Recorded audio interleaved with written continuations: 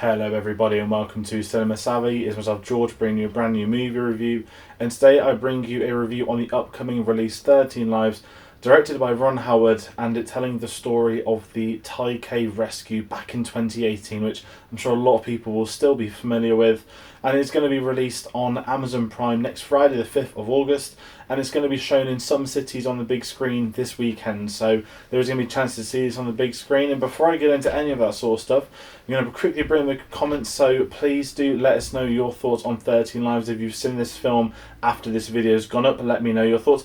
If you've seen the National Geographic documentary from last year, also comment your thoughts, because a lot of people are going to be speaking about that. And also, again, just your thoughts on the absolute miracle that is the story, the rescue of these people, which the story does a fine job of telling. So I say comment your thoughts, hit the like button, do subscribe.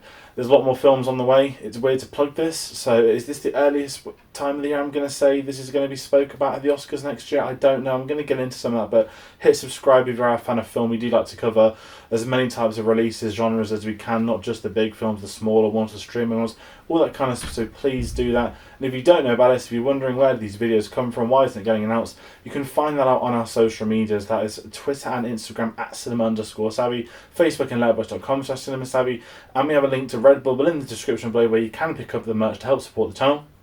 But aside from that, I'm going to start talking about this film because this is a really interesting one. I mentioned this obviously a few years ago, the real life story. For those unfamiliar, of course, you've got the group of the football players, the kids. I think they all range between sort of like 11 and 13 years old, with their coach who, after a football session, went into a cave, and during a storm that came down, it flooded the cave, and then this incredible mission took place to save them over the coming days and weeks. That, yeah, as I said, was not just national news, this was worldwide news, this was everywhere during the World Cup 2018, because that's how I remember it, and it's actually referenced in the film. So, you know, if you aren't familiar with the story, take time out before you're watching this film, please read up on these events that took place. As much as this is a Hollywood film, believe it or not, this isn't fiction. This was real, and they do a very good job, my understanding, at adapting a lot of that and taking everything into account. Which kind of stems from one of my opening thoughts of this, is that when I approached the film, I thought, oh, it's a bit soon, isn't it? You know, it's 2022. This was only 4 years ago, and we've had a pandemic in between. But then you've got Ron Howard directing it, and I'm a big fan of Ron Howard. Ron Howard's directed one of my favourite ever films made, which is Rush, which obviously came out in 2013. Also a non-fiction story, tells the real-life story of Niki Lauda and James Hunt in Formula One.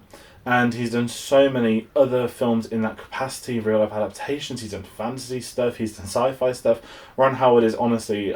I feel that he's not underrated, but I feel like he's one of the directors that nobody speaks about, offhand, aside from his videos coming out, because Ron Howard is an absolute legend to the film industry, and it's really amazing to see him have a new film. And what's a big sting of this one, people might be thinking, oh, I didn't know this film's coming out, when's it coming out? There's not been many trailers or posters and all that sort of stuff, and I'm kind of with you on that. This was a bit of a sleeper for me, that this sort of popped up, that was coming out very soon. I knew that Ron Howard had been doing a film of this capacity, and doing a bit of digging just after watching the film today, I then found out that it was due out in November, later on this year, a prime Oscar slot, and apparently it had one of MGM's highest ever test scores, which is really interesting, because you would then think, okay, Oscar season. But it's been released on Amazon. Obviously, Amazon have acquired MGM, and it's believed that getting this online earlier in the year was a part of that deal.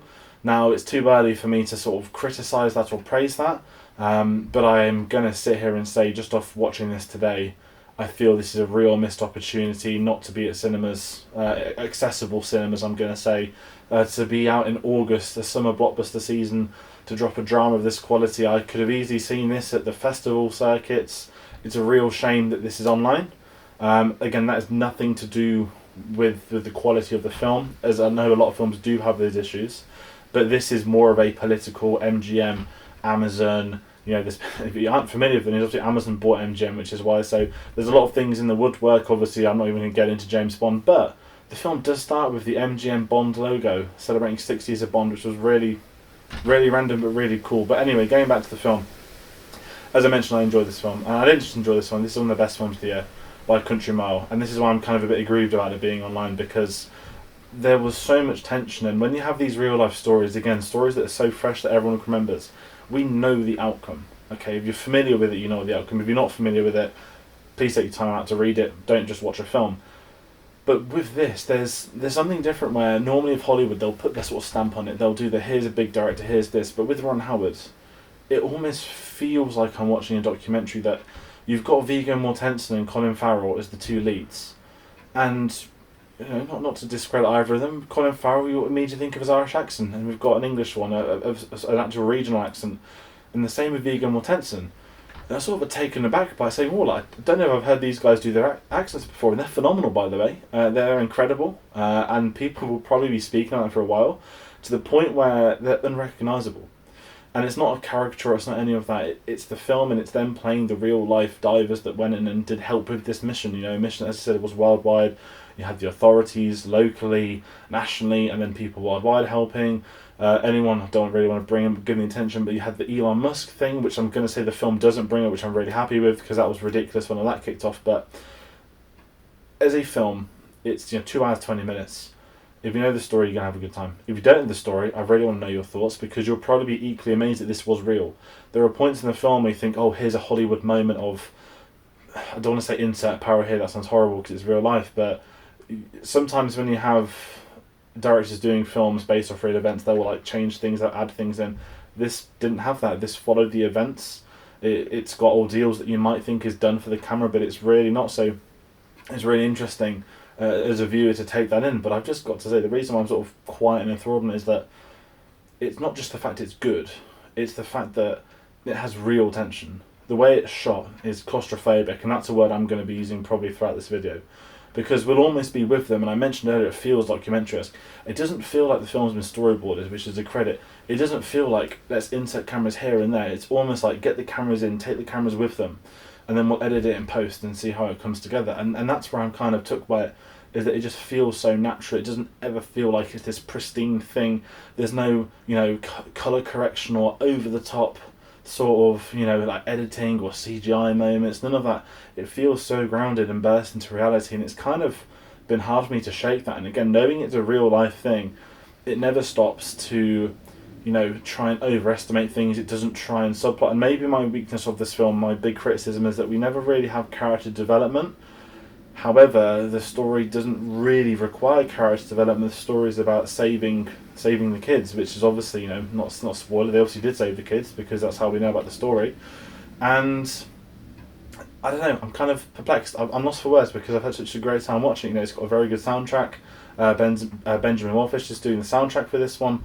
We've got the same writer as Gladiator, which I'm going to be mentioning. This will probably, I say probably, on paper this should be one of the Oscar heavyweights, but it's coming out online in August, which is really disruptive for me, and it's a shame, because it's one of the best films I've seen this year by a country mile, and it's just so hard to take in because it's so fresh to me. But what I will say, if you have the chance to see this at cinema, and in America, it's only a few cities, I know London's having a screening at the BFI IMAX. Seeing this at the BFI would be incredible. I was invited to go, however, there's no trains running that weekend, so it's this Sunday the 31st of October, sorry not October, this Sunday the 31st of July.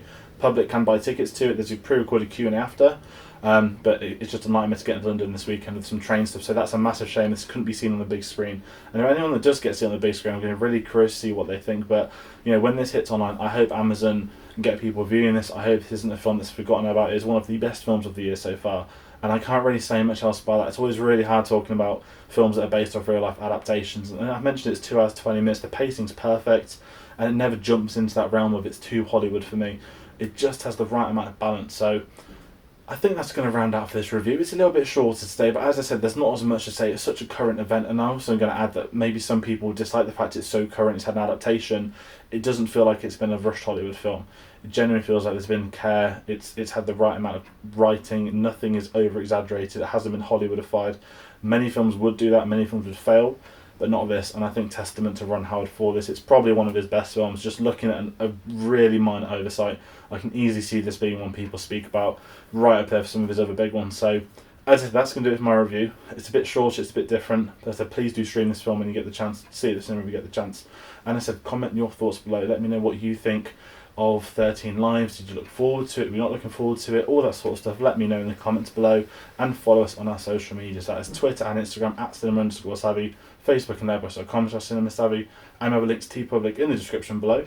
There's a lot of things coming up on the channel. We had Comic Con stuff yesterday. We've had Steven Spielberg coming tomorrow at Amistad. There's so many things happening, so as I said, follow us on our socials, keep up to date with us.